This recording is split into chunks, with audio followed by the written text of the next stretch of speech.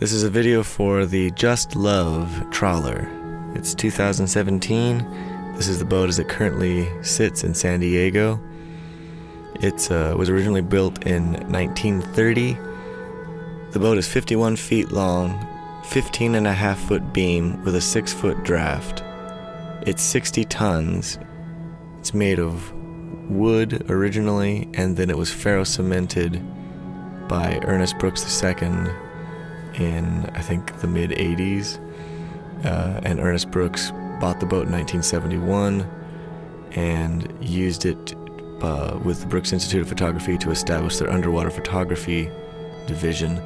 Lots of world-class photographers have used this boat, and pretty much I would guess that any photograph you see under the water that's of any type of quality is probably from a photographer that learned photography on this boat. There's a broader history, goes back and back and back, but I just wanted to talk about the boat itself. So this is the main cabin. It was built to enclose the trawler, so there's this nice room, lots of space. I have instruments on the walls, and there's a couple of chairs there to kind of give it some scale. Like I said, it's 15 and a half feet wide, and this main area here is probably a good 30 feet by 15 and a half feet, with about an 8-foot plus ceiling. There's an old wood-burning stove right there. Works perfectly great and heats up the room nicely. See the life jackets on the walls and some lights. I'm going to take you through the galley and up on the top deck where the helm is.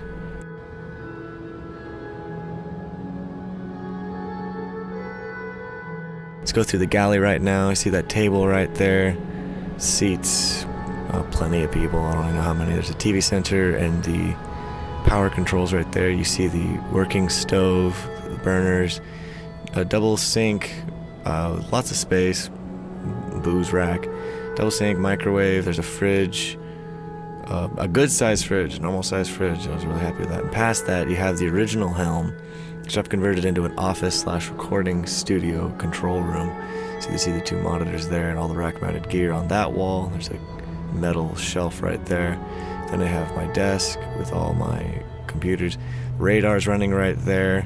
Just have it on just to show that it works. It's also fun to have in a studio for no reason. And you have the controls for the throttle and the transmission, and you also have an autopilot that works when you're piloting the vessel from this position. Directly above this position is the main helm. Again, this is the lower helm in the enclosed helm. You can see the windows. These are all tinted so people can't see in. And there's an old photo of the Just Love that won an award in, I think, the 60s. You can see what the boat used to look like on the outside. I'm trying to get it back to that spec eventually. This is where Ash says, "'Cause I'm little," which is awesome. Stove works great. Propane tank, jeez, I filled it about 4 months ago and use it daily, and it's still going strong. So one propane tank does well. These cool old features, there's too many to show, but like this old crank that's two different gears. Cool old door. I think it's original. Got the bell over there, the main mast. Getting out of the galley, going into the main cabin once again. There's Anna. Hi, Anna. And you see all this stuff. There's actually a drum kit right there. As you're walking through, you have that ladder. We're just gonna go. Let's go below deck. Below deck, so I'll show you all the different rooms. I'm gonna do some fast forwarding here just to speed things along. This is the main room. There's a bed, a bunk right there, a working shower right in the middle. Works great. Bunk right there with some storage underneath. There's a long bunk right there, and then a second bunk above it, the silver one that looks, or the steel one that looks above it. That's hanging right there. It's an old school bunk. Water heater right there. Storage room, lots of extra stuff. There's the generator right there, big old generator. It's awesome. Oh, there's the inverters. There's solar power. This thing can be completely run off solar, all the internal lights and whatnot. 3,000. Oh, this is the main cabin. You have drawers, main sitting area with another bench, and then on the bed, looking back towards the door, you see that second bunk right there. lots of headroom. There's a DVD player that folds down. That door's closed. Little rack for knickknacks and whatever. About a queen-size bed right there, and then across the way is a little twin. You can have somebody sleep there if you need to. And all those little cubbies right there are very useful. Getting back on the other side now, look at the bed, look at the space. Directly through that wall is access to the head plumbing. Again, leaving the bottom, or the below deck, going up to the main cabin. Carpet really ties the room together. This is like one of the views from the chairs on the deck. It's very nice. Again, main cabin, just to get used to it, seeing it, all the windows. Curtains are currently up. I usually leave them down. I use that projector, shine a movie with a fireplace going. It's really great.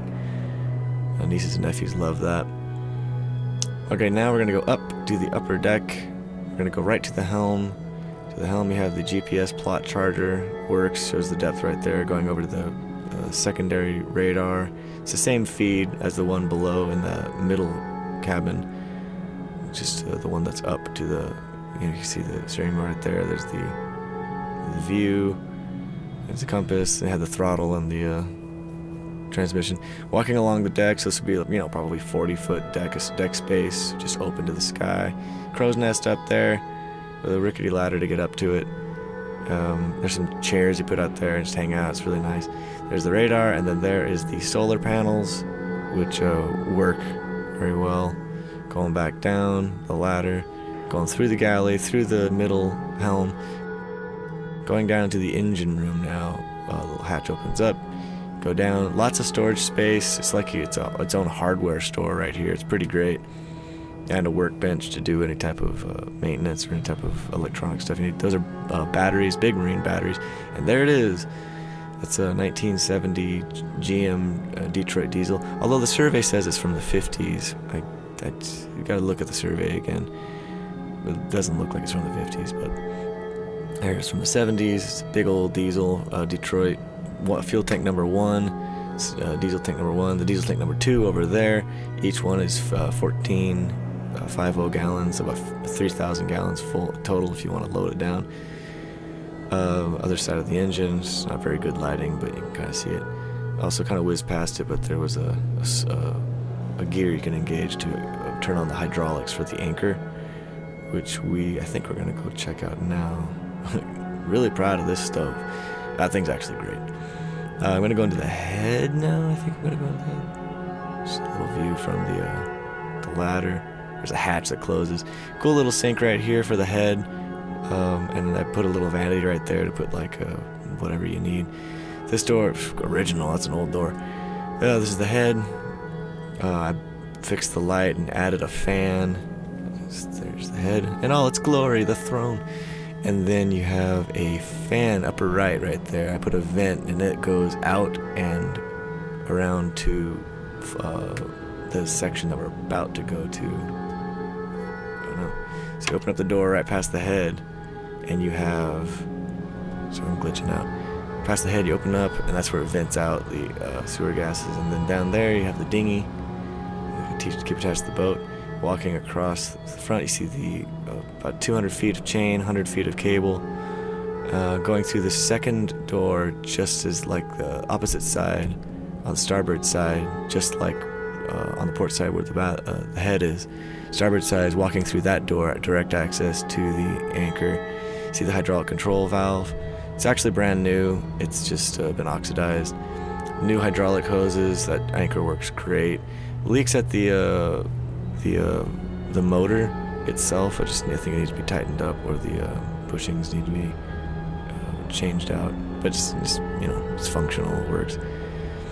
I'm hopping off the boat now, and inspecting. Right now there's a Danforth, but up top, if you noticed, there was also a big old plow, probably 170-pound anchor for Rocky Bottoms. But for San Diego, this Danforth has done me real well. You see the power, it's on shore power right now. The starboard lights on. And there she sits. It's just, super fun. So much character. Plenty of space for a live aboard. It's very comfortable. We could even have a little family there, or if a single person were to have it, it's extremely comfortable and charming as heck. And I keep running into people who are fans of it, who have heard about it, and the ties to Jacques Cousteau and all these things, and everybody telling me these stories about it. And my photographer friends that used to go to school and worked on the boat. So I'm just walking around the port side here, taking a look at her from the side. See Anna, she's waving hello. And yeah, you can